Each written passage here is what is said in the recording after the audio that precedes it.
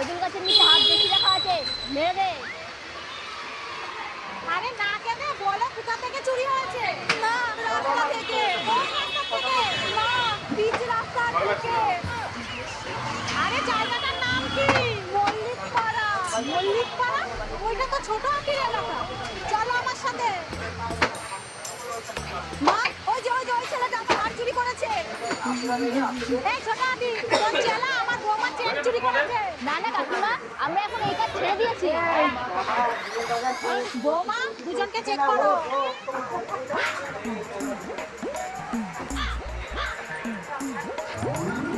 মা কিছু নেই তো? ঠিক আছে চলো। হয়েছে? বস এবার কি হবে? আমার পেটে তো চেনটা রয়ে গেল। চল অপারেশন করে বের করে নেবো।